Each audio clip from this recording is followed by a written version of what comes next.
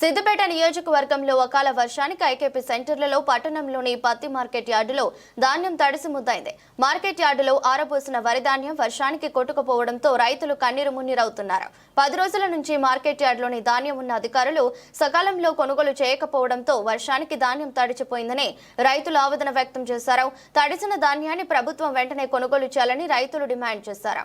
సిద్దిపేట జిల్లా కలెక్టర్తో మాజీ మంత్రి ఎమ్మెల్యే హరీష్ రావు మాట్లాడినట్టు బీఆర్ఎస్ నాయకులు తెలిపారు. కలెక్టర్ తడిసిన ధాన్యంను కొనుగోలు చేసే విధంగా చర్యలు తీసుకోవాలని కోరినట్లు తెలిపారు. సిద్దిపేట జిల్లా చిన్న కొండూరు మండలం కిస్టాపూర్లో పిడుగుపాటుకు 2 ఎడ్లు మృతి చెందాయి. రైతు బాలరాజు ప్రభుత్వం తనను ఆదుకోవాలని కోరుతున్నారు. మేము మళ్ళా 20 రోజులకు ఏడు రైతులేంది మీరు బతకనే బతకరు. ఇంట్లో ఉన్న వాళ్ళు ఒక్కరు కూడా బతకరు. రైతులేంది ఇప్పుడు ఎంత స్టెల్లు ఒక్కొక్క ట్రాక్టర్లు కొట్టుకుపోయినాయి. మొలకలు వచ్చినాయి కూడా ఎత్తాలని ఇచ్చినప్పుడు మీరు ఎందుకు ఎత్తారు? అది ఒకటి చెప్పు. ఇక కాదంటే ఇడిచిపెట్టిపోతారు రైతు అడక తింటారు. 10 రోజులు ఇప్పుడు వచ్చి నింగరెడ్డిపల్లె మాది 10 రోజులకు ఏంటి ఒక ట్రాక్టర్ కొట్టుకుపోయినాయి ఒడ్లు. ఏమన్నారు అధికారులు అడిగితే ఏం చెప్తున్నా ఏం చెప్తలేరు. ఎవరు వచ్చిరు? ఒకసారి ఎవరన్నా వచ్చిరా?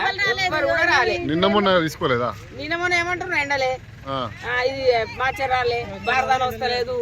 ఇదే పాటనా? ఏం చెప్తాం మనం? ఉన్నారా? ఒక్కరు కూడా లేకపోయింది. ఆదివారం ఏంది చల్ల కూలు ఉన్నదని కూడా అంటారు. రైతు బాధ చూస్తారు. మొలకలు వచ్చినాయి కూడా ఎత్తాలన్నప్పుడు ఎందుకు ఎత్తారు? అది లెక్క. మాచర్ లేకున్నా కానీ రైతు బాధ చూసి అన్న ఎత్తాలి. ఇప్పుడు ట్రాక్టర్ వదిలే కొట్టుకపోయి ఏం చేస్తుంది? ఇప్పుడు అందులో ఎంత పెట్టుబడి పెట్టుడు, వాడు కష్టపడు, అప్పు తీర్పుడే రైతు బతుకు, వేరే ఏం లేదు. రైతు వ్యవసాయం చేసిన వాళ్ళకి అయితేనే అర్థం తెలుస్తుంది, వ్యవసాయం చేయని వాళ్ళకి అస్సలు అర్థం తెలియదు. సిద్దిపేట మార్కెట్ యార్డ్లో ఉన్నటువంటి వడ్లు మొత్తం అకాల వర్షానికి నేలపాలైపోయినాయి. మొత్తం వడ్లన్నీ కూడా కొట్టుకుపోయే పరిస్థితి ఉంది. చాలా వరకు కుప్పలు మరి కింద ఉన్నటువంటి చెరువులోకి వెళ్ళిపోయిన పరిస్థితి కనబడుతూ ఉంది.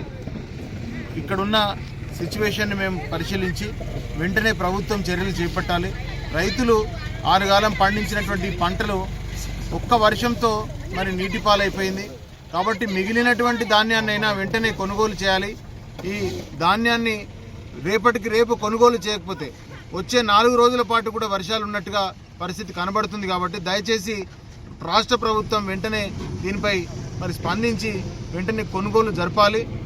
మరి హమాలీలను కూడా త్వరితగతిన అవసరమైతే బయట నుంచి అయినా తెప్పించి మరి వీటిని వెంటనే తరలించాలి ధాన్యాన్ని అని చెప్పి మేము కోరుతా ఉన్నాం. ఇక్కడికి వచ్చిన వెంటనే పరిస్థితి చూసి మాకు కూడా చాలా బాధ అయింది. రైతులంతా కూడా కన్నీటి పర్యంతం అవుతా ఉన్నారు సిద్దిపేట మార్కెట్ యార్డ్లో. కాబట్టి వెంటనే స్థానిక ఎమ్మెల్యే గారు మాజీ మంత్రివర్యులు హరీష్ అన్నకి ఇక్కడి నుంచే కాల్ చేయడం జరిగింది. మీ ముందే ఫోన్ చేయడం జరిగింది. మాజీ మంత్రివర్యులు హరీష్ అన్న కూడా డిఎం సివిల్ సప్లైస్తో కలెక్టర్ గారితో ఆర్డీఓ గారితో మాట్లాడినా అని చెప్పారు. వారితో మాట్లాడి వెంటనే రేపు పొద్దున కొనుగోలు చేయాలని చెప్పారు.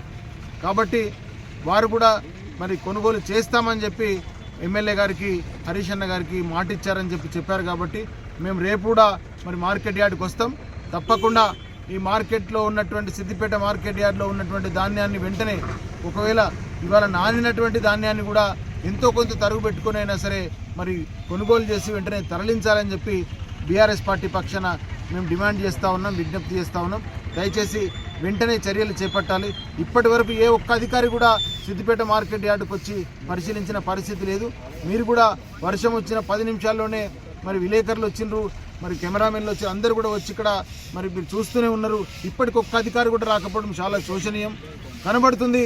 మరి ఒక ఏడాది అర్థంలోనే రైతుల పరిస్థితి ప్రభుత్వం ఎట్లా చూస్తుందనేది అప్పటికి ఇప్పటికి తేడా కనబడుతుంది. ఏది ఏమైనా బీఆర్ఎస్ పార్టీ పక్షాన మేము రైతుల పక్షాన ఉంటాం. తప్పకుండా వీరికి న్యాయం జరిగే వరకు పోరాడతామని చెప్పి తెలియజేస్తా ఉన్నాం.